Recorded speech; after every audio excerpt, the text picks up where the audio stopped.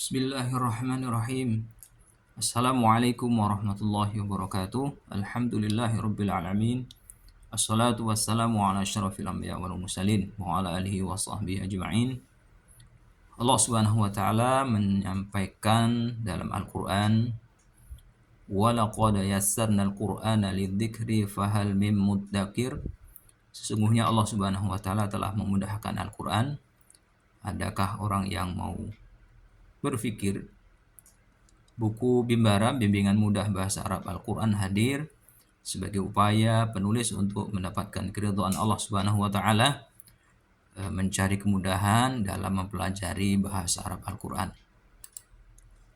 Metode Bimbara ini yang pertama adalah berbasis Al-Quran dan Al-Hadis.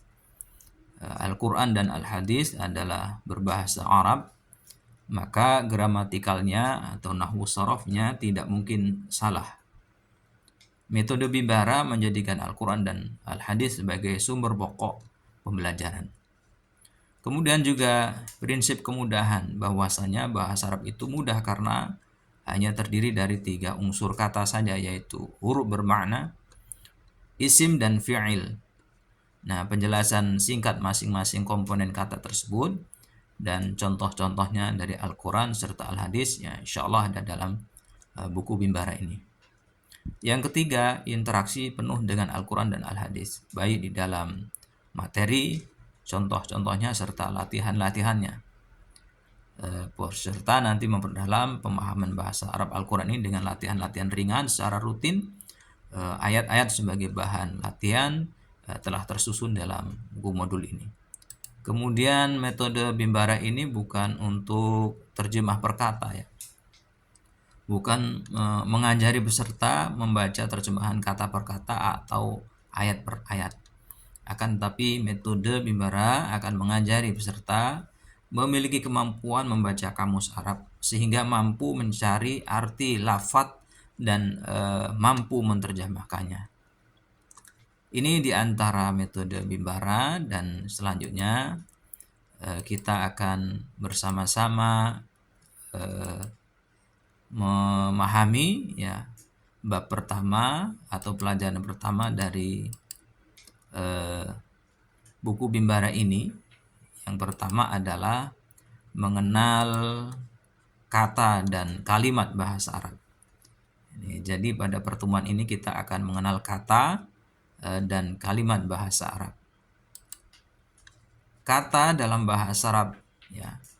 Kalau dalam bahasa Indonesia contoh-contoh kata-kata itu, ya, saya, dia, itu, mereka, hewan, ayah, ibu, makan, minum, bangun, tidur, satu, ya, hitungan itu, ya, 2, merah, putih, dan seterusnya, ya.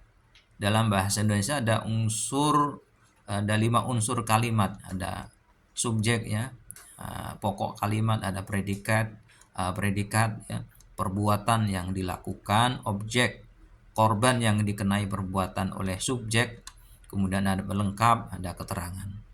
Ini sebagai contoh bahwasanya dalam bahasa Indonesia ada kata, ya, ada kata. Nah, kemudian ini yang kita bahas, ya. Kata dalam bahasa Arab atau unsur-unsur yang membentuk kalimat itu ada 3 macam, ya.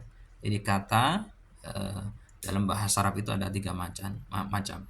Dan masing-masing kata tersebut telah memiliki arti. Apa 3 macam itu? Yaitu pertama huruf bermakna, ya, isim, dan fi'il. Jadi sampai kapanpun juga, sampai hari akhir nih dalam bahasa Arab ini hanya terdiri dari tiga ini saja, 3 kata ini saja, ya. Ini penjelasannya 3 unsur kata dalam bahasa Arab itu, ya. Ini yang pertama huruf bermakna, atau saya singkat HB, huruf bermakna, ya.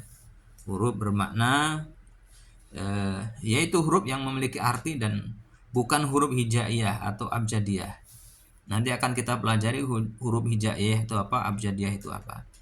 Huruf bermakna adalah unsur kata yang terkecil dalam bahasa Arab, berfungsi sebagai awalan suatu kalimat, menyertai isim atau fi'il dalam kalimat sehingga maknanya sempurna. Jadi ini unsur kata yang pertama adalah huruf bermakna. Kemudian yang kedua adalah isim. Isim ini meliputi nama, benda, dan sifat.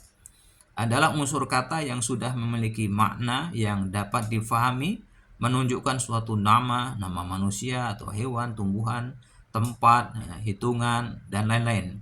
Atau menunjukkan suatu benda, benda hidup, benda mati, benda padat, benda cair, dan lain-lain. Dan menunjukkan sifat yang alami, cantik, manis, indah, ya, dan lain-lain ya. Maksudnya dan lain-lainnya ragu gitu kan, semangat, ya, malas ya kan, disiplin, itu masuk ke situ. Dan tidak terikat dengan waktu kejadiannya. Nah, ini nanti isim ya, semuanya isim. Kemudian yang ketiga adalah fi'il atau kata kerja. Adalah unsur kata yang tertinggi. Kenapa? Karena sudah memiliki makna menunjukkan suatu pekerjaan yang sudah dikerjakan, sedang dilakukan, atau sedang dikerjakan, dan akan dikerjakan.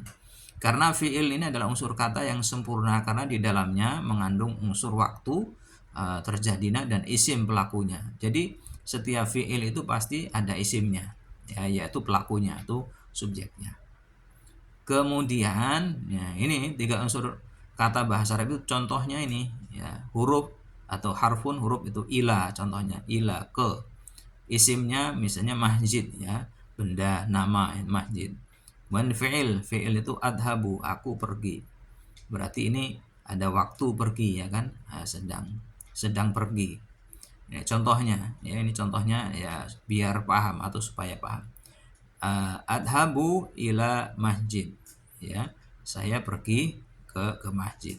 Ini adalah 3 unsur kata dalam bahasa Arab. Selanjutnya adalah materi selesai ini. Artinya yang tadinya tidak tahu kalau bahasa Arab itu terdiri dari 3 kosakata saja, yaitu huruf, isim, dan fiil, maka sekarang menjadi tahu, sudah tahu ya. Ya, artinya gini, kalau yang cerdas dan akan berpikir ya, berarti Al-Quran hanya tersusun dari huruf, isim, dan fiil saja. Hadis-hadis Rasulullah SAW juga demikian, itu tersusun dari tiga unsur kata saja. Kemudian berpikir lagi, kitab-kitab yang berbahasa Arab yang tebal-tebal, yang berjilid-jilid itu adalah hanya tersusun dari 3 unsur kata saja tadi itu, ya, huruf, isim, dan fiil. Nah, ini kemudahan-kemudahan yang Allah sudah berikan kepada kita semuanya sebenarnya. Demikian, terima kasih banyak dan mudah-mudahan bisa difahami. Jadi intinya adalah pelajaran pertama ini mengenal unsur kata dalam bahasa Arab hanya ada 3, yaitu huruf bermakna, isim, dan fiil. Assalamualaikum warahmatullahi wabarakatuh.